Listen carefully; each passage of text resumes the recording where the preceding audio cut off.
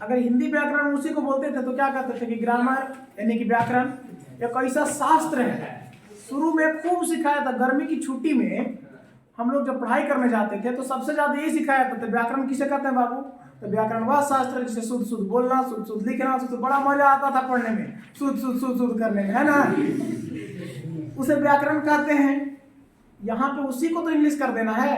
Grammar is a method, grammar एक ऐसा तरीका है थ्रू विच, जिसके द्वारा वी लर्न, हम लोग सीखते हैं, हाउ टू स्पीक, कैसे शुद्ध शुद्ध बोला जाता है, रीड एंड राइट यानी कैसे शुद्ध शुद्ध लिखा जाता है और कैसे शुद्ध शुद्ध पढ़ा जाता है, और एंड लैंग्वेज करेक्टली यानी अपनी भाषा को व्यवस्थित और सही ढंग से कैसे लिखा जाता है, बोला जाता है और पढ़ा जाता है।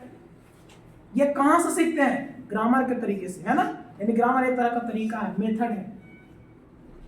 अब सुनो, अब यहीं पे हम लोग पढ़े थे पिछले क्लास में कि ग्रामर 5 प्रकार के होते हैं। नहीं, क्या ग्रामर 5 प्रकार के होता है? ग्रामर 5 प्रकार के नहीं होता है। ग्रामर को 5 भागों में बांटा गया है। यही ध्यान देना, बहुत जगह कहते हैं लोग कि ग्रामर 5 प्रकार के होते हैं, नाउन 5 प्रकार के होते हैं। नाउन 5 प्रकार के नहीं होता है, ठीक है ना। नाउन जो होता है वही होता है। नाउन को आसानी से पढ़ने के लिए, आसानी से समझने के लिए 5 भागों में बांट दिया गया है, ठीक है ना। 5 भागों में बांट दिया गया है। ठीक उसी प्रकार से जैसे इंसान सब एक ही होते हैं लेकिन जाति और धर्म में बांट दिया जाता है ना। देखो, तो ग्रामर को 5 भागों में बांट दिया गया था। क्यों? क्योंकि हमको पढ़ने में आसानी हो जाए। और जब अलग अलग तरह के लोग दिखते हैं तो कुछ को गोरे कुछ को काले कहा जाता है ना, जिस प्रकार से, उसी प्रकार से कुछ यहाँ पे पीछे काले देख रहे हो क्या जी? तुरंत लिख दिए हैं। कौन बोलता है ये होता है? मारेंगे तो दूसरा गोला पर चल जाएगी तुरंत। ई होता है क्या ग्रामर में? फिर गोला पर पहुंचा देंगे दूसरे पर। अब सुनो, ग्रामर को 5 भागों में क्यों बांटा गया है? क्योंकि हम सब ग्रामर में देखते हैं। अब कहीं कहीं जैसे हम बोलते हैं कि मैं स्कूल में पढ़ाई करता हूं, मैं स्कूल में पढ़ाई करता हूं। अब सुनो, मैं, देखना, मैं किससे बना? माँ से, और उसमें ए जुड़ता है तो मैं बनता है, ए जुड़ता है मैं बनता है, ठीक है। उसी प्रकार से अगर उसी को इंग्लिश में बोले तो क्या बोलेंगे? मैं स्कूल में पढ़ाई करता हूं तो क्या बोलेंगे? I read in. अगर अपने स्कूल में बोले तो I read in our school या ओन स्कूल बोलेंगे। I read in our school या I read in own school. अब सुनो, आई पर ध्यान देना, सिर्फ एक अक्षर है। आई क्या है? सिर्फ एक अक्षर। जैसे हम यहाँ पे लिखे आई रीड इन, अगर ओन स्कूल लिख दें, ओन स्कूल कहने का मतलब कि अपने स्कूल में, ठीक है, मैं अपने विद्यालय में पढ़ाई करता हूँ। अब सुनो, यहाँ पे आई देखो तो आई सिर्फ एक लेटर है ना। ये भी तो ग्रामर से सीखे हैं। आई मतलब मैं, ये मीनिंग होता है, लेकिन ये पूरा बनाने के लिए सीखेंगे किससे? ग्रामर से, ठीक है ना। तो आई क्या एक प्रकार का लेटर है। अब देखो, इसी में से आर भी एक प्रकार का लेटर ही था ना। तो आर, ई, ए, डी पूरा मिला के हम लोग रीड पढ़ लिए। फिर इन देखो, ये 1 वाला, ये 2 वाला, ये 3 वाला, सॉरी ये 2 वाला और ये भी 3 वाला, ये 5 अक्षर का हो गया। लेकिन तो देखो यहाँ, ठीक है, 6 अक्षर का, हम मैथ नहीं पढ़ रहे, समझ लो। अब देखो, ये अलग ही बेचारा अकेले है, ये अलग है ना, सब अलग। अब यहीं से एक और ध्यान से देखना, एक होता है चाइल्डहुड और एक होता है चाइल्ड। क्या होता है? चाइल्ड मतलब बच्चा, चाइल्डहुड मतलब बचपना, ठीक है। अब देखो यहाँ से हमको पता क्या क्या चल रहा है। ये भी ग्रामर से ही सीखे, ये भी ग्रामर से, ये भी पूरा ग्रामर से ही, लेकिन सब अलग अलग प्रकार के हैं कि नहीं? सब में कुछ ना कुछ डिफरेंस है। तो ये सब को हम अलग अलग तरीके से करके पढ़ेंगे, बांट करके पढ़ेंगे, तो पूरी जानकारी लेने में आसान। जैसे विज्ञान के साइंस फॉर्म में फिजिक्स, केमिस्ट्री, बायोलॉजी में बांट करके पढ़े थे, ठीक है ना। उसी प्रकार से इंग्लिश को भी हम लोग बांट करके पढ़ेंगे अलग अलग। तो इसीलिए इसको आसान करने के लिए ग्रामर को 5 भागों में बांट दिया गया है। ग्रामर को 5 भागों में बांट दिया गया है। इसमें से पहला, याद करो, इस ग्रामर में से पहला भाग हमारा क्या था? ऑर्थोग्राफी, ठीक है। दूसरा क्या था? याद करो, दूसरा इटिमोलॉजी। तीसरा क्या था? सिंटेक्स, जिसको हम लोग एक और क्या बोलते थे? सेंटेंस। चौथा क्या था? पंक्चुएशन, जिसको हम लोग क्या बोलते थे? सिंबल। और पांचवा क्या होता था? राइम, जिसको हम लोग प्रसड भी बोलते थे। क्या बोलते थे? प्रसड भी बोलते थे, राइम। अब सुनो, याद करो। ऑर्थोग्राफी वर्ण विचार, इटिमोलॉजी सिंटेक्स, पंक्चुएशन और राइम छंद विचार। क्या बोलूं, क्या आंसर?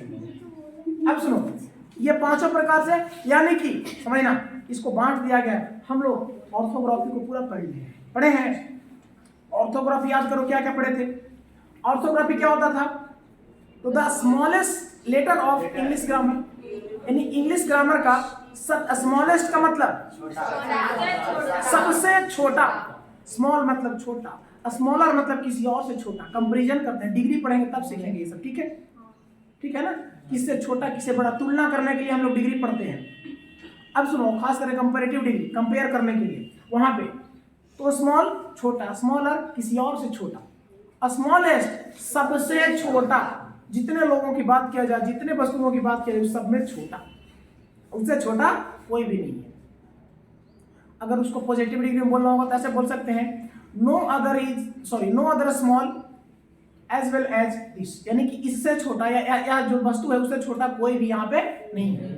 या अगर किसी से बोलना होगा सुपरलेटिव डिग्री के चांस में, तो बोलेंगे this is the smallest thing, यानी यह सबसे छोटी वस्तु है, ठीक है? उसको कई तरीके से बोल सकते हैं। देखो, तो उसमें ऑर्थोग्राफी में पढ़े थे हम लोग। ऑर्थोग्राफी यानी कि ये लेटर होता था, याद करो, लेटर ABCD से लेके Z तक, ये सब क्या होता है? ऑर्थोग्राफी यानी कि लेटर। हम लोग पढ़े थे दे आर 26 लेटर। अगर A to Z पूरा है तो उसको अल्फाबेट बोलते हैं। A to Z नहीं है तो इनकम्प्लीट जो होता है, यानी कंप्लीट को अल्फाबेट और इनकम्प्लीट को हम लोग लेटर बोल देते हैं अलग से, ठीक है? अब ABCD में हम लोग ABCD को ही बांटते हैं, जैसे पहले पढ़े थे। सबसे पहले याद करो, ABCD को बांटे थे किसके अकॉर्डिंग, किसके अकॉर्डिंग और किसके अकॉर्डिंग, यानी कि रीडिंग के अकॉर्डिंग, राइटिंग के अकॉर्डिंग और स्पीकिंग के अकॉर्डिंग, ठीक है? तो हम लोग पढ़े थे किसी के अकॉर्डिंग 3 भाग में बांटा गया था, किसी के अकॉर्डिंग 2 भागों में, किसी को वॉवेल, सेमी वॉवेल और कॉन्सोनेंट, किसी में कॉन्सोनेंट और सिर्फ वॉवेल, सिर्फ किसी में फिर से कॉन्सोनेंट और वॉवेल। कहीं पे कॉन्सोनेंट 21 पढ़े थे, कहीं कॉन्सोनेंट 19 पढ़े थे, कहीं कॉन्सोनेंट 24 पढ़े थे ना, कहीं वॉवेल 5 पढ़े थे, कहीं वॉवेल 20 पढ़े थे। और याद करो, जहां 20 वॉवेल था वहां 12 को प्योर वॉवेल था और 8 को ग्लाइड वॉवेल था। पढ़े थे ना? नहीं पढ़े थे ये चीज? वॉवेल में नहीं पढ़ता था ये सर, कोई बात नहीं, आज पढ़ लेंगे, ठीक है? देखो, एक चीज समझना, ये सारे कुछ नहीं, ये सारे तो बुक में कॉपी में उतारा हुआ है। एक चीज समझना, हम लोग ऑर्थोग्राफी को देखना ध्यान से। देखो बाबू, ऑर्थोग्राफी को हम लोग 3 भाग में बांटे थे ना, 3 भाग में। देखो, एक क्या था बाबू? रीडिंग,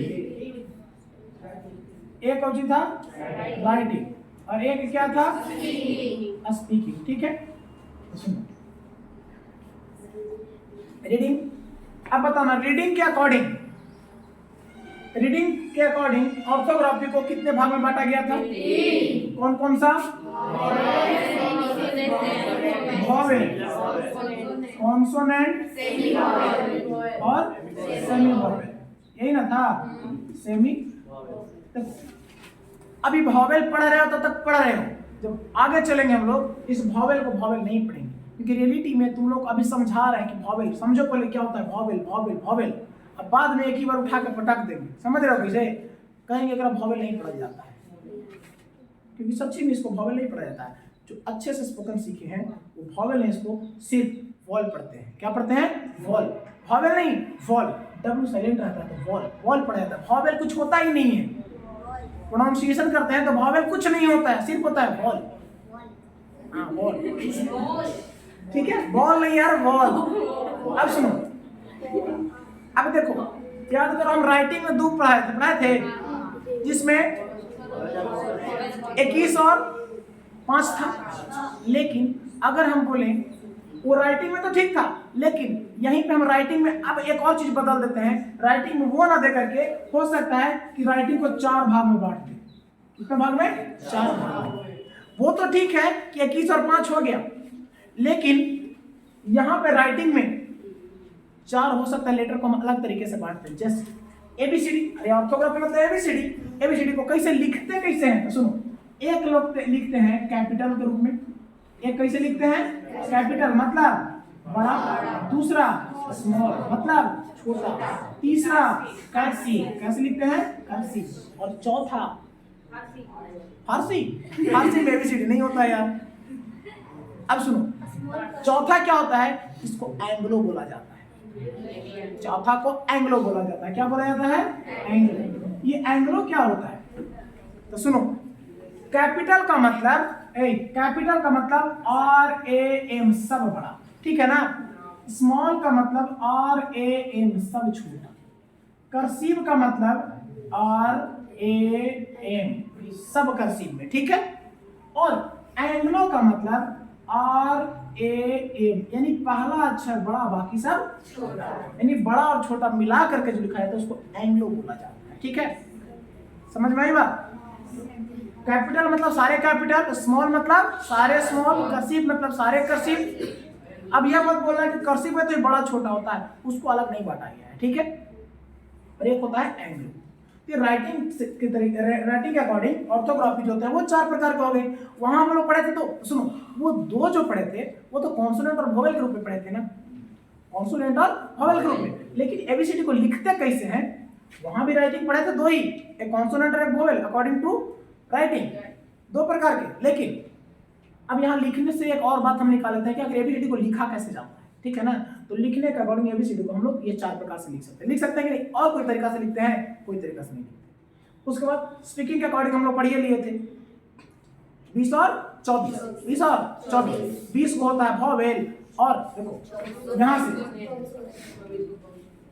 एक होता है वॉवेल, नहीं इसको वॉल पढ़ेंगे। क्या पढ़ेंगे? वॉल। चलिए सुनो, ये होता है वॉल, ए बाबू हल्ला नहीं, और ये होता है कॉन्सोनेंट। सुनो, तो ये वॉल कितना होता है बाबू? 20, और कॉन्सोनेंट 24। सुनो, इस वॉवेल में भी 2 को होता है, इस वॉवेल में 2, एक होता है प्योर वॉवेल और एक होता है ग्लाइड वॉवेल। एक होता है प्योर वॉवेल और एक ग्लाइड वॉवेल। प्योर वॉवेल होता है 12 का और ग्लाइड वॉवेल होता है 8। अब ये प्योर वॉवेल क्या होता है, ग्लाइड वॉवेल क्या होता है? जैसे प्योर वॉवेल उसको बोलते हैं, जैसे ऑनेस्ट, ऑनेस्ट बोल के देखो, ऑनेस्ट बोलो, ओ एच से होता है ऑनेस्ट, लेकिन है वो तो वॉवेल ही है ना। देखो एच भले ही कॉन्सोनेंट है according to reading, according to writing, लेकिन स्पीकिंग जब बोलेंगे तो ऑनेस्ट, क्या बोलते हैं? ऑनेस्ट। जब बोल रहे हैं तो बोला क्या रहा है? वॉवेल के रूप में, यानी वॉल के रूप में, अरे वॉवेल नहीं, वॉल के रूप में। अब सुनो, लेकिन कभी कभी अम्ब्रेला होता है ना, UMBRELLA, देखो तेरा ध्यान से, अम्ब्रेला को कभी बोलोगे तो यार देखो, कभी कभी आ से शुरू होता है अम्ब्रेला, वॉवेल आया, लेकिन कभी कभी यू से ही अम्ब्रेला होता है और यू से ही यूनिटी भी होता है। लेकिन बोलो तो यू की जगह यूनिटी से आइनिटी बोलेंगे, नहीं यूनिटी। देखो तो एक बार यू को आप पढ़ें और एक बार यू को हम लोग क्या पढ़ें? यू पढ़ेंगे। ये दोनों को अलग अलग बार पढ़ना पड़ रहा है, तो वैसे वॉवेल को हम लोग ग्लाइड वॉवेल बोलते हैं, यानी जिसको कभी आप पढ़ना पड़े और कभी यू पढ़ना पड़े, वैसे ग्लाइड वॉवेल मैंने पूरी तरीके से सही वॉवेल नहीं होगा। और प्योर वॉवेल जिसको लगभग जैसे SDM हो गया, SDM बोल के देखो, कभी S को कभी SDM बोलोगे, हमेशा SDM बोलना पड़ेगा, SP बोलना पड़ेगा, MP बोलना पड़ेगा, यानी ये सब हमेशा हमेशा वॉवेल में ही आएंगे, वॉवेल नहीं वॉल, ठीक है। तो वैसे वॉवेल को हम लोग प्योर वॉवेल कहते हैं, और जो कभी अपना रंग बदल देता है उसको हम लोग ग्लाइड वॉवेल कहते हैं।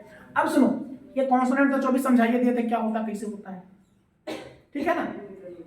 जैसे कि यूनिटी है, उसको हम लोग कॉन्सोनेंट में भी ले लेंगे। क्यों लेंगे? यू को कॉन्सोनेंट में, जैसे यूनिटी यू से शुरू हुआ, कॉन्सोनेंट हो गया, तो ये हमारा हो गया था ऑर्थोग्राफी। हालांकि इसको थोड़ा सा तुम लोग लिख लेना, ये वाला, ठीक है, ये लिख लेना, अभी छोड़ दो। अब देखो इसमें आ जाओ,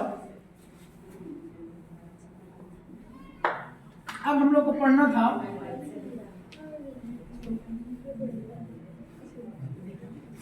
सुनो, अब हम लोग ग्रामर का दूसरा भाग क्या था, बोलो। ग्रामर का दूसरा भाग हमारा था इटिमोलॉजी। क्या था? इटिमोलॉजी। इसके बारे में पढ़ेंगे, जिसको हम लोग शब्द विचार कहते थे। शब्द विचार करने का मतलब कि शब्द, सीधी सी बात। अब सुनो, वर्ड कैसे बनता है? द कॉम्बिनेशन ऑफ टू और more than two letters, then the completed combination of letters is called word। यानी कि वर्ड जो है वो लेटर का क्या होता है? कॉम्बिनेशन होता है। लेकिन हर वर्ड, हर जो लेटर का कॉम्बिनेशन होता है वो वर्ड नहीं होता है। तो बोलेंगे the combination of letter is called word when the combination of letter gives meaningful sense. यानी कि अगर वो कॉम्बिनेशन जो लेटर का हम लोग बनाए थे, अगर वो मीनिंग देता है, हमको किसी चीज का मीनिंग सेंस निकालता है, सही सही मीनिंग निकालता है, तभी उसको वर्ड कहेंगे। और नहीं तो अगर वो कॉम्बिनेशन ऑफ लेटर्स अगर कोई सही मीनिंग नहीं निकालता है, कोई सही सेंस नहीं देता है, तो उसको हम लोग वर्ड कभी नहीं कह पाएंगे। जैसे समझना, बता देते हैं डिफिनेशन के रूप में, ठीक है? देखो, लिखेंगे ऐसे कि द combination of समझना भी, two or more than two letters, सुनो, which gives a good sense, is called etymology. Etymology को हम लोग वर्ड भी लिखते हैं। क्या लिखते हैं? वर्ड मतलब शब्द। देखो समझना, क्या कहता है इटिमोलॉजी? क्या होता है? द कॉम्बिनेशन ऑफ टू और more than two letters which gives a good sense is called etymology. कहने का मतलब है कि द कॉम्बिनेशन का मतलब होता है जोड़ा। कॉम्बिनेशन का मतलब जोड़ने पर, आपस में जुड़ता है ना, यानी कि दोनों का बॉन्डिंग, ठीक है? तो द कॉम्बिनेशन यानी कैसा कॉम्बिनेशन, कैसा जुड़ाव। तो कॉम्बिनेशन ऑफ टू मतलब दो, और मोर देन टू यानी कि दो से अधिक, दो या दो से अधिक लेटर्स, यानी दो या दो से अधिक लेटर्स का जब कॉम्बिनेशन होता है, एंड विच गिव्स जो देता है, विच मतलब जो, यहाँ पे कंजक्शन का काम करता है। विच मतलब ऐसे होता है, विच मतलब किसे होता है, तो यहाँ जिसे होता है। विच मतलब कौन होता है, तो यहाँ जो होता है, यानी कि जॉन होता है, ठीक है? तो कहता है द कॉम्बिनेशन ऑफ टू और मोर देन टू लेटर्स, यानी कि लेटर्स, अक्षरों दो या दो से अधिक अक्षर का जो कॉम्बिनेशन होगा, which gives a good sense, और जो गुड सेंस देना चाहिए, यानी एक अच्छा मीनिंग निकलना चाहिए। विच गिव्स जो देता है क्या? अ गुड सेंस, मतलब बढ़िया सेंस देता है, बढ़िया मीनिंग निकलता है, उसी को हम लोग क्या बोलेंगे? इटिमोलॉजी। That means word.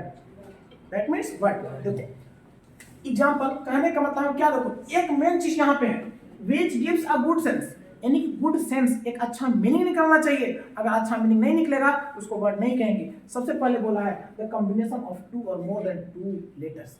हम देखते हैं, अगर एक है सी, क्या है? सी, समझना, W, C plus W plus O, क्या बन गया? देखो CWO।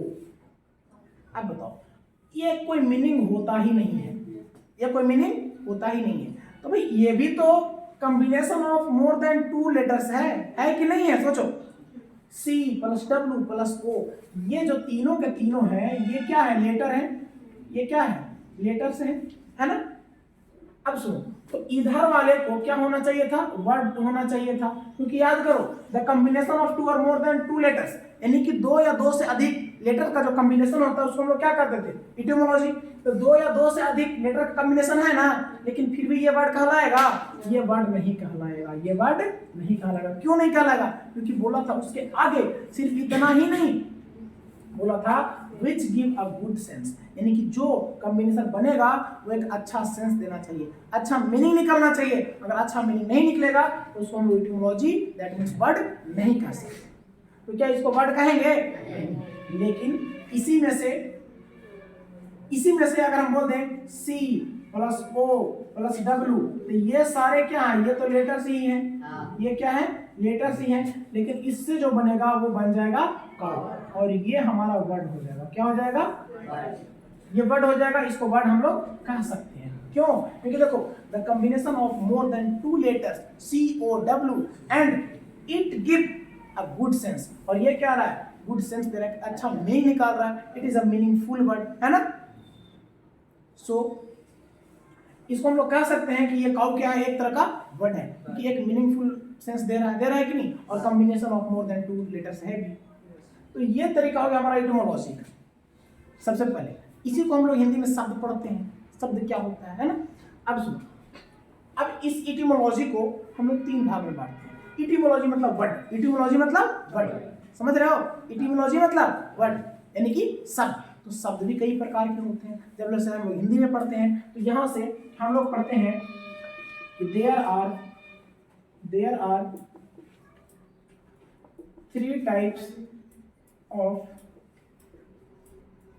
Etymology, 3 types of etymology. सुनो, इस इटिमोलॉजी के कितने भाग हैं, 3 भाग हैं। पहला कौन सा है, सुनो, पहला क्या है, किसी को पता है, किसी को याद है इटिमोलॉजी क्या होता है। सबसे पहले इसमें देखो, ये इटिमोलॉजी मतलब वर्ड ही है ना, एक तरह का वर्ड। तो वर्ड 3 प्रकार के। सबसे पहले ओरिजिनल वर्ड, क्या होता है, ओरिजिनल वर्ड। दूसरा होता है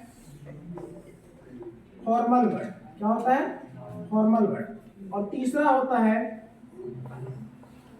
फंक्शनल वर्ड, क्या होता है, फंक्शनल वर्ड। अब सुन, देखना, समझना, ये तीनों क्या होता है।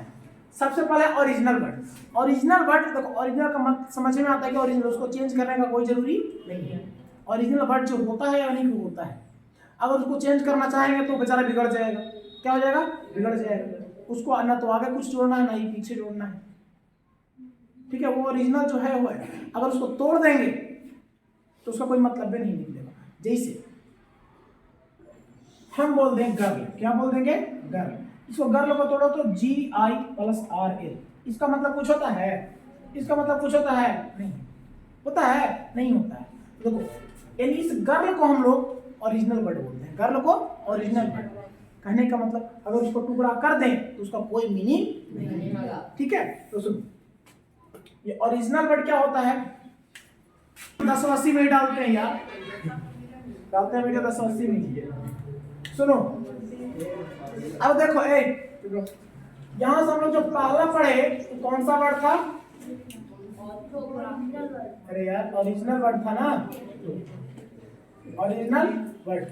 सुनो, ओरिजिनल वर्ड क्या होता है, ओरिजिनल वर्ड उसको बोले इसको अगर तोड़ दें तो मीनिंगलेस हो जाता है, उसको कोई मीनिंग नहीं रहता है ना, उसी को ओरिजिनल वर्ड बोलते हैं। तो बोलेंगे इसको the word which is a pure, which is a pure word, that means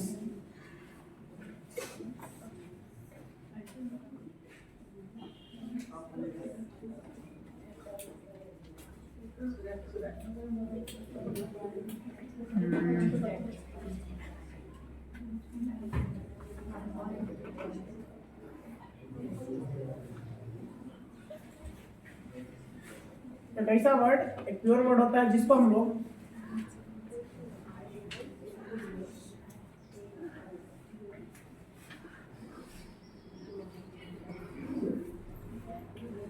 if we want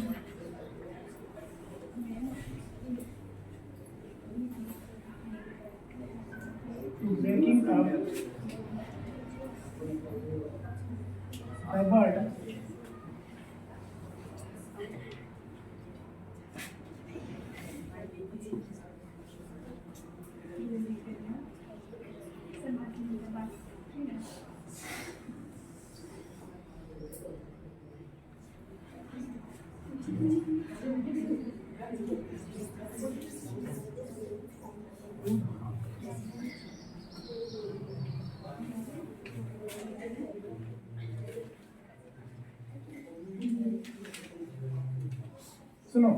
देखो यही बोलता है ना, ओरिजिनल वर्ड क्या होता है, तो the word which is a pure word, यानी कि एक ऐसा वर्ड जो एकदम प्योर वर्ड होता है और उसमें जोड़ने घटाने का कोई जरूरी नहीं होता है, एकदम खुद में वो प्योर होता है, ठीक है। दैट मीन्स यानी कि if we want to breaking up, अगर हम लोग चाहते हैं, अगर हम लोग क्या चाहते हैं, टू क्या करने के लिए, ब्रेकिंग अप, उस ओरिजिनल वर्ड को अगर तोड़ना चाहते हैं, देन वर्ड सॉरी हाँ द वर्ड यानी कि उसी वर्ड के बारे में, द वर्ड मतलब जिस वर्ड को तोड़ना चाहते हैं वह वर्ड विल बी मीनिंगलेस, वो क्या हो जाएगा, मीनिंगलेस हो जाएगा, नहीं उसका कोई मीनिंग नहीं निकलेगा। फिर से समझना, the word which is a pure word, that means if we want to breaking up the word will be meaningless, यानी कि वर्ड जो है वो कैसा हो जाएगा, मीनिंगलेस हो जाएगा, उसका कोई मीनिंग नहीं रह जाएगा, और उसी को हम लोग क्या कहते हैं, ओरिजिनल वर्ड। जैसे एग्जांपल में देखो उसी का, अगर बोल दिया जाए गर्ल, क्या बोल दिया जाए, गर्ल, अगर उसको तोड़ दे इस तरह, सुनो ये तो मीनिंगलेस है ही है, सॉरी ये तो मीनिंग है ही है, ये मीनिंगफुल है, गर्ल मतलब लड़की, लेकिन अगर इसी में से GI प्लस RL, तो इसका भी मतलब कुछ नहीं होगा, इसका भी मतलब कुछ नहीं होगा, इसको तो हम लोग वर्ड बोलेंगे, इसको कैसा वर्ड, ओरिजिनल वर्ड, क्या बोलेंगे, ओरिजिनल वर्ड। और ये तोड़ देने पर कोई मीनिंग, सुनो तो ना तो G का कोई मीनिंग होता है और ना ही RL का मीनिंग होता है, तो इसलिए हम लोग बोलेंगे इसको मीनिंगलेस, क्या बोलेंगे, मीनिंगलेस, ठीक है, समझ में आ गया ना। अब देखो ऐसे एग्जांपल तो समझ में आइए करेगा। अब दूसरा इसी में से हम लोग पढ़े थे फॉर्मल वर्ड, क्या पढ़े थे, फॉर्मल वर्ड। अब फॉर्मल वर्ड क्या होता है समझना, फॉर्मल वर्ड उसको बोलते हैं जिसके कुछ आगे लग के, कुछ पीछे लग के और उसका दूसरा मीनिंग निकाल दे, उसका दूसरा मीनिंग निकाल दे, उसी को बोलते हैं फॉर्मल वर्ड। समझ में आ रही बात, कुछ ऐसा वर्ड्स जिसके कुछ आगे कुछ लग जाए तो मीनिंग चेंज हो जाएगा, पीछे कुछ मीनिंग लग जाए तो चेंज हो जाएगा, बीच में कुछ मीनिंग लग जाए तो चेंज हो जाएगा, ठीक है ना। वैसे वर्ड को हम लोग फॉर्मल वर्ड कहते हैं। कहने का मतलब लिखेंगे कि the word a word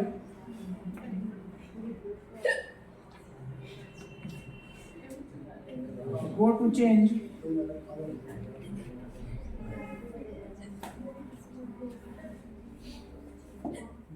change meaning when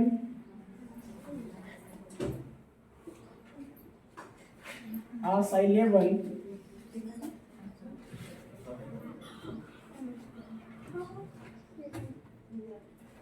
and before, after or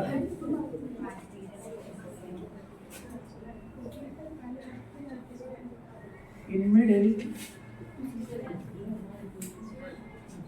in the word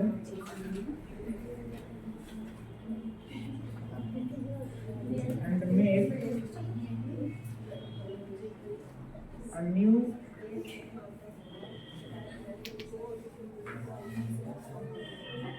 meaningful word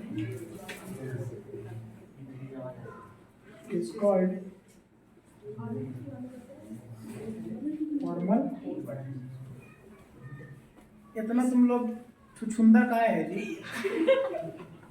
इन लोग का आवाज नहीं आ रहा है, यहाँ बैठी है से और वहां से आवाज आ रहा है, इधर पीछे से, तो खोर है सब, सुंदर बताओ, यहाँ से आवाज नहीं आ रहा इन लोग का, पीछे से आवाज आ रहा है, सब देख रहे एकदम भेड़िया की तरह इधर उधर हो रहा है। सुनो फॉर्मल वर्ड किसको बोलते थे कि एक ऐसा वर्ड तो कहता a word go to change, जो चेंज हो जाता है, क्या हो जाता है। अब ये मत सोचना कि गो टू मतलब जाना है तो कहाँ जा रहा है, जाता नहीं, इस गो टू का मतलब होना भी होता है, ठीक है, सिर्फ जाना नहीं होता है, होना भी होता है, ठीक है।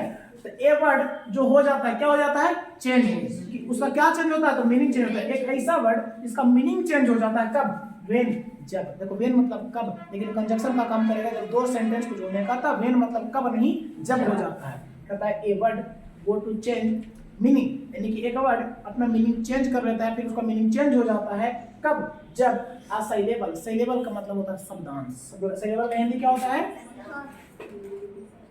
शब्दांश। शब्दांश कहने का मतलब शब्द का अंश, पूरा शब्द नहीं, शब्द का अंश, पूरा शब्द नहीं रहेगा, शब्द का अंश रहेगा। कहता है व्हेन आ साइलेबल यानी कि एक शब्दांश एड बिफोर, एड मतलब जुट जाता है, बिफोर, आफ्टर और in middle in the word, यानी कि या तो पहले या बाद में या फिर बीच में, कहां पे, इज इन द वर्ड, यानी कि उस वर्ड के या तो शुरुआत में या बाद में या मिडिल में अगर कोई शब्दांश, कोई साइलेबल अगर ऐड हो जाता है, जुट जाता है, तो make a new meaningful word, उससे एक नया मीनिंगफुल वर्ड बनता है और उसी मीनिंगफुल वर्ड को हम लोग फॉर्मल वर्ड कहते हैं।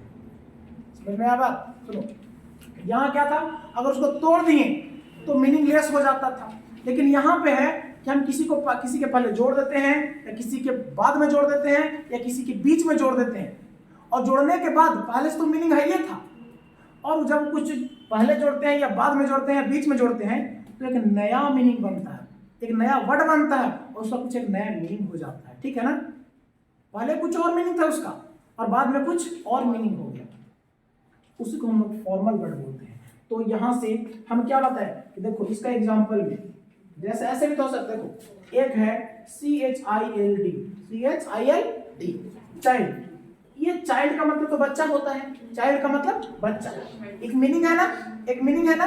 अगर इसी में हम HOOD, देखो हुड का मतलब कुछ होता है, कुछ नहीं होता, हुड का मतलब कुछ नहीं, यानी कोई शब्द है, कोई वर्ड है नहीं, एक तरह का ये साइलेबल है, साइलेबल मतलब शब्द का अंश है, शब्द का अंश, कोई शब्द तो नहीं है, ये शब्द का अंश है। देखो तो जब एक मीनिंग में, समझना, जब एक मीनिंग में जब एक साइलेबल जोड़ रहे हैं, जब एक साइलेबल जोड़ रहे हैं, तब क्या बन जा रहा है, चाइल्डहुड। क्या बन रहा है, चाइल्डहुड। देखो इसका मतलब है बच्चा, इसका मतलब बच्चा, इसका मतलब कुछ नहीं है, और इसका मतलब हो गया बचपना। क्या हो गया, देखो हम क्या बताए थे कि बिफोर जुटेगा या आफ्टर जुटेगा, यहाँ तो आफ्टर जुट गया, आफ्टर जुट गया यानी बाद में जुटा, और बाद में जुट करके मीनिंग को चेंज कर दिया, मीनिंगफुल बना दिया। पहले भी मीनिंग था लेकिन बाद में जुटा तो एक साइलेबल यानी शब्दांश और फिर से मीनिंगफुल बना दिया, बना ना। तो ये हो गया हमारा फॉर्मल वर्ड का एक उदाहरण। दूसरा हम बोल सकते हैं क्या वर्ड,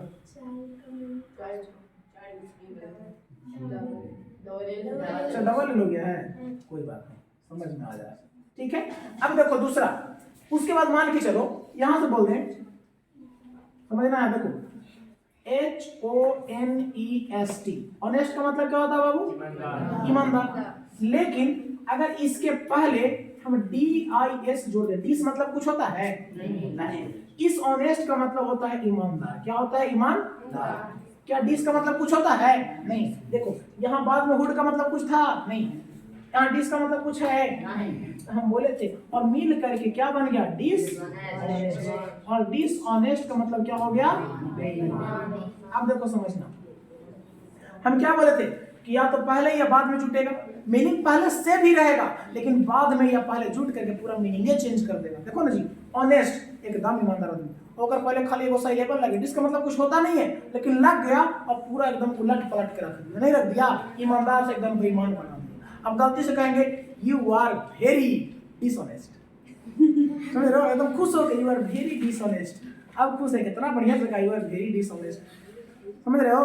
और डिश कहाँ से आ गया, डिश लगा दिए, पूरा तुम्हारा डिश बदल गया, है ना जी, समझ रहे हो। इसी को बोलते हैं फॉर्मल वर्ड, यानी किसी के पहले या किसी के बाद में जुट करके पूरा मीनिंग को ही चेंज कर देगा। ऐसा नहीं कि मीनिंग रहेगा नहीं, मीनिंग बनेगा, नया मीनिंग बनेगा और मीनिंगफुल रहेगा भी वो, उसी को हम लोग फॉर्मल वर्ड बोलते हैं। कभी कभी आ जाओ सुनो, एक और देखो एग्जाम्पल, एक एग्जाम्पल ये हो गया, दूसरा एग्जाम्पल ये हो गया, अब तीसरा एग्जाम्पल देख लो, जैसे BROTHER, ये क्या हो गया बाबू, ब्रदर। ब्रदर का मतलब क्या हो गया, भाई। ब्रदर का मतलब भाई। अब समझना, अगर ब्रदर का मतलब भाई की तो मीनिंग ठीक ठाक है।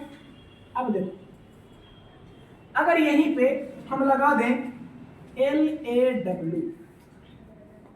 LAW, मतलब ब्रदर ला, क्या हो गया, ब्रदर ला। अगर यहीं पे ब्रदर ला के जगह S लगा दें, ये अपॉस्ट्रोफ S दे करके, तो ब्रदर्स ला हो जाएगा या ब्रदर ला हो जाएगा, यानी भाई कुछ नियम हमारा कुछ दिया है। अगर मान लिया जाए कि बोलेंगे उसको आई obey the my brother rule, या फिर आई obey the my brother law, यानी कि मैं अपने भाई के नियमों का पालन करता हूँ, ठीक है, मैं अपने भाई के नियमों का पालन करता हूँ। लेकिन अब सुनिए, ब्रदर लॉ यानी भाई का नियम हो गया, भाई का रूल हो गया। अब सोचो ये भाई का रूल तो ठीक है, एक मीनिंग दे रहा है, भाई का रूल कह रहा है, लेकिन अगर इसी के बीचवा में हम यहाँ पे इन लगा देते हैं, क्या लगा देते हैं, इन का मतलब कुछ होता है, इनका मतलब मैं बोलोगे ना, इनका मतलब मैं बोलोगे ना, हमेशा में नहीं होता है, ठीक है, चेंज होता है। तो यहाँ पे इनका मतलब कुछ नहीं है, इनका मतलब कुछ नहीं। देखो इस ला का मतलब नियम था, इस ला का मतलब क्या था, नियम। सोचो इस ला का मतलब क्या था, नियम। इस ब्रदर का मतलब भाई, लेकिन इनका मतलब कुछ था नहीं, लेकिन यहाँ जब बन गया तो बन गया ब्रदर इन ला, रहेगा लिखाएगा वैसे ही, लेकिन अलग अलग मीनिंग कुछ था नहीं, लेकिन बीच में एन हम इन जोड़ दिए है ना, आई एन जोड़ दिए, I N is a syllable, यानी कि आई एन एक शब्दांश है और मिडिल में जुड़ करके पूरे मीनिंग को चेंज कर दिया। देखो ब्रदर ला भाई का नियम, और ब्रदर इन ला साला, ब्रदर इन ला साला जीजा, इसी को बोला जाता है ब्रदर इन ला।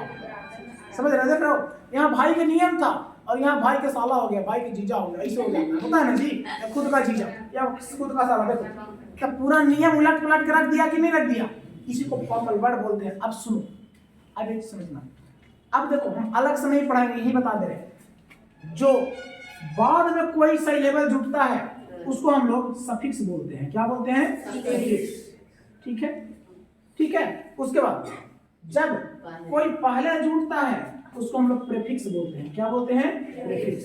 और सफिक्स को इंग्लिश हिंदी में हम लोग प्रत्यय बोलते हैं, क्या बोलते हैं, प्रत्यय। प्रीफिक्स को हिंदी में हम लोग उपसर्ग बोलते हैं। और जो बीच में जुड़ता है ना, जो बीच में जुड़ता है उसको कंपाउंड बोलते हैं, क्या बोलते हैं, कंपाउंड। कंपाउंड मतलब यौगिक, कंपाउंड मतलब यौगिक। यौगिक याद करो, केमिस्ट्री में पढ़े हो, जो 2 या 2 से अधिक मिल जाता है उसको यौगिक बोलते हैं, है ना, 2 या 2 से अधिक। अगर में आगे जुड़ता है वो पीछे जुड़ता है वो प्रीफिक्स और सफिक्स, और जो बीच में 2 या 2 से अधिक का जोड़ दिया वो कंपाउंड। तो जो बीच में जुड़ता है उसको डायरेक्ट व्याकरण में कंपाउंड होता है। तो पूछेगा फॉर्मल वर्ड भी 3 प्रकार के, एक प्रीफिक्स, सफिक्स और कंपाउंड। प्रीफिक्स, सफिक्स और कंपाउंड पूछेंगे। फॉर्मल कितने प्रकार के, तो प्रीफिक्स, सफिक्स, और जो बीच में होता है इसको कंपाउंड बोलते हैं, क्या बोलते हैं, समझ में आ गया, COMPOUND। समझ, देखो प्रीफिक्स, सफिक्स और कंपाउंड ये किसका भाग है, फॉर्मल वर्ड का। अब याद करो तीसरा एक और हम पढ़े थे, और तीसरा जो वर्ड पढ़े थे उस वर्ड का नाम था फंक्शनल वर्ड, क्या था, फंक्शनल वर्ड, फंक्शनल। अब सुनिए फंक्शनल वर्ड क्या होता है। तो फंक्शनल वर्ड काम करता है। फंक्शनल, देखो फंक्शन का मतलब होता है काम, फंक्शन का मतलब काम। याद करो पास्ट स्पीच पढ़े हो ना पहले कोई, अभी हम पास्ट स्पीच बाद में पढ़ेंगे, अभी नहीं पढ़ेंगे, अभी तो बस शुरू कर रहे हैं। इसके बाद सेंटेंस नहीं पढ़ेंगे। तीसरा था देखो ऑर्थोग्राफी, एटिमोलॉजी खत्म होने वाला है। फिर सिंटेक्स यानी कि सेंटेंस, सेंटेंस नहीं पढ़ेंगे अभी। उसके बाद राइम भी नहीं पढ़ेंगे, पंक्चुएशन भी नहीं पढ़ेंगे, वो सब बाद में चालू होगा जब पास्ट ऑफ स्पीच, वहां से सीखेंगे, ठीक है ना। तो देखो फंक्शनल वर्ड क्या होता है। फंक्शनल मतलब काम, काम मतलब कभी जोड़ने का काम करेगा, कभी घटाने का काम करेगा, किसी के अर्थ का बोध कराने का काम करेगा, डिनोट करने का काम करेगा, ठीक है ना, उसको फंक्शनल वर्ड बोलते हैं। जैसे आई हैव अ डॉग, मेरे पास एक कुत्ता है, ठीक है। फिर बोले तो यहाँ पे ए जो है आई हैव अ डॉग, ए क्या कर रहा है, बता रहा है कि हमारे पास एक, अगर बोलते I have dog, I have dog पता तो नहीं चलता कितने डॉग हैं। अगर बोलेंगे कि यार नहीं बोला तो एक मान लो, कैसे मान ले, नहीं बोला तो 2 को भी मान सकते हैं, ठीक है ना। इसलिए आई हैव अ डॉग लिखा था। यहाँ पे ए क्या करता है, ए इज अ डिटर्मिनेशन, यानी ए जो है डिटरमाइन करता है। डिटरमाइन कहने का मतलब पहचान बताना, डिटरमाइनर उसको बोला जाता है, ठीक है। ए क्या करता है, देखो ए एक तरह का आर्टिकल भी है, तो होता है ना, ए क्या है, आर्टिकल, बता रहा है कि एक कुत्ता है। और जो किसी नाउन के आगे लगता है तो आर्टिकल भी कहलाता है और डिटरमाइनर भी कहलाता है, ठीक है। उसके बाद हम डिटरमाइनर भी पढ़ेंगे अगले बार से। उसके बाद फिर हो गया, बोल सकते हैं आई read in class 8, I read in class 8, मैं 8वीं कक्षा में पढ़ता हूँ या पढ़ती हूँ, ठीक है। अब सोचिए तो रीड इन, देखो रीड इन क्लास 8, इन मतलब कक्षा में, इन मतलब कक्षा में, 8 क्लास में। अब एक बात बताओ, अगर इन नहीं रहता होता आई रीड क्लास 8, मैं 8वीं क्लास पढ़ता हूँ, मैं 8वीं क्लास पढ़ता हूँ या 8वीं क्लास पढ़ती हूँ, या 8वां क्लास क्या पढ़ता है, 8वीं क्लास बोलने बढ़िया लगता है जी, हम 8वीं क्लास पढ़ते हैं, हम 9वीं क्लास पढ़ते हैं, ऐसा तो नहीं होता है। कभी वर्ड बढ़िया लगता है जो हमको बोलने में ही अच्छा नहीं लग रहा है। तो ये कह रहा है आई रीड इन क्लास 8, यानी मैं 8वीं कक्षा में पढ़ता हूँ, वर्ग 8 में पढ़ता हूँ या पढ़ती हूँ, यानी उस क्लास को डिटरमाइन कर रहा है, बता रहा है, उस क्लास के काम को बता रहा है। इन क्या काम कर रहा है? जोड़ने का। कि क्लास में, सुनो, वर्ग में ऐड कर रहा है, हमको वर्ग से ऐड कर रहा है, तो जोड़ने का काम कर रहा है, यानी कुछ ना कुछ काम कर रहा है। फंक्शनल है वर्ड, फंक्शनल वर्ड। तो वैसे सारे वर्ड्स को उसके बाद बोलेंगे राम एंड श्याम। अगर बोलते, देखो सही चीज है, अगर हम बोलें कि 2 स्टूडेंट पढ़ने आएंगे कहीं पे, अगर दुओं का नाम लेना तो बोलेंगे Ram Shyam are good, Ram Shyam are good. क्या सही सेंटेंस लग रहा है? राम श्याम आर गुड या राम श्याम गुड? ठीक लग रहा है? नहीं। तो बोल रहा है Ram and Shyam, Ram and Shyam. And अगर नहीं जोड़ेंगे तो सही सेंटेंस होगा? नहीं होगा। तो राम एंड श्याम, तो राम को श्याम से कौन जोड़ रहा है? एंड जोड़ रहा है, एंड जोड़ रहा है। अगर जोड़ने का काम नहीं करता तो सेंटेंस सही होता? नहीं होता। फिर अगर राम एंड श्याम तो ठीक है, राम एंड श्याम भी ठीक है, बोलेंगे राम एंड श्याम गुड। क्या बढ़िया है? Ram and Shyam good? नहीं, बात बढ़िया नहीं होगा। तो Ram and Shyam are good, Ram and Shyam are good. अब यहाँ पे आर क्या काम कर रहा है? तो राम और श्याम ये दोनों के बारे में बता रहा है, कैसा है? अच्छे हैं। बोलेंगे राम और श्याम अच्छे। ये क्या होगा? राम और श्याम अच्छे, राम और श्याम अच्छे हैं, अच्छे थे, है ना? यही ना होगा। अगर बोलते राम और श्याम अच्छे, अब उसके बाद पता नहीं भाई अच्छा था कि अच्छा है कि अच्छा होगा, पता चल रहा है? नहीं। यानी पूरे वर्ड को कंप्लीट करने के लिए हमको लास्ट में है, था, होगा जोड़ना पड़ेगा कि नहीं? यानी कि आर, वर या विल, शैल, जो भी होगा वो जोड़ना पड़ेगा। तो यहाँ पे राम एंड श्याम, पहले राम एंड श्याम के बीच में एंड, फिर the end is a conjunction, जोड़ने का काम कर रहा है, कंजक्शन। उसके बाद आर जो है, वर जो है, विल जो है, ये बता रहा है हमारे टेंस को, है, था यानी कि हैं, थे या फिर होंगे।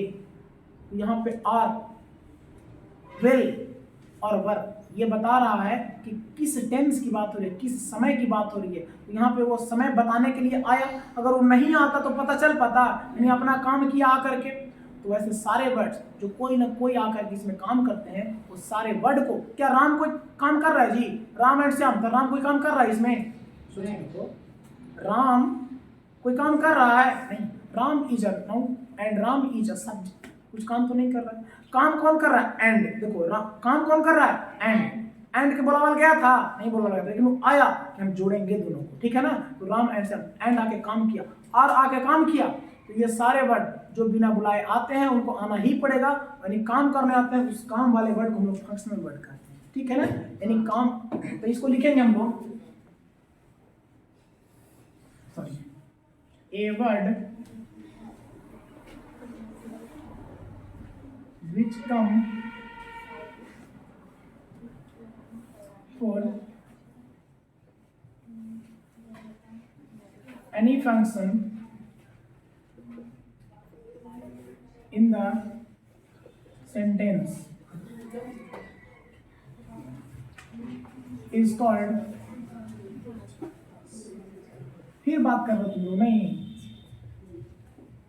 Functional word. अगर पूछ देगा क्वेश्चन तो फिर मुंह लटक जाएगा सबका।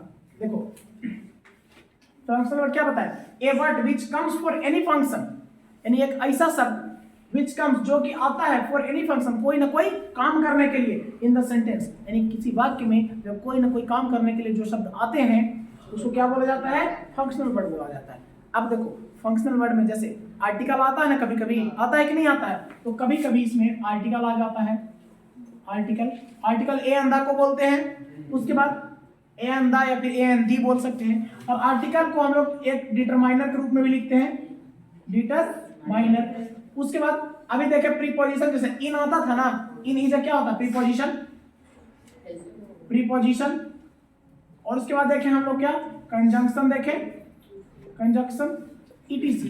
ये सारे जो आते हैं, उसके बाद हेल्पिंग वर्ब है ना, मेन वर्ब, ये सारे काम करने के लिए आते हैं। ये सारे वर्ड को हम लोग फंक्शनल वर्ड कहते हैं। और यहाँ से तुम्हारा जो है 3 प्रकार का जो इटिमोलॉजी था, याद करो, ओरिजिनल वर्ड, फॉर्मल वर्ड और फंक्शनल वर्ड, ये सारे वर्ड खत्म हो गए। इटिमोलॉजी यानी कि शब्द में सिर्फ इतना ही पढ़े, ठीक है। इसके बाद आएगा सेंटेंस पढ़ने के लिए। तो सेंटेंस को हम लोग यहाँ नहीं पढ़ेंगे, जब हम लोग पास्ट ऑफ स्पीच कर लेंगे, उसके बाद फिगर ऑफ स्पीच कुछ पढ़ाएंगे, तब जाके, हालांकि फिगर ऑफ स्पीच तुम लोग को जरूरी नहीं है, वो बहुत टफ होता है। तो पहले पास्ट ऑफ स्पीच में याद करो, हम लोग पास्ट ऑफ स्पीच को 8 पढ़े थे, लेकिन इस बार से हम लोग पास्ट ऑफ स्पीच कितने प्रकार पढ़ेंगे? आर्टिकल को ऐड करके, चाहे तो 10 कर सकते हैं, डिटरमाइनर को ऐड कर सकते हैं, but determiner is same as same article, यानी आर्टिकल और डिटरमाइनर लगभग सेम होते हैं, इसलिए हम लोग अलग अलग नहीं बल्कि आर्टिकल में ही पढ़ेंगे, ठीक है ना। बाकी इसको फिर छाप लेना अपना जा करके, ठीक है। आज फिलहाल इतना ही।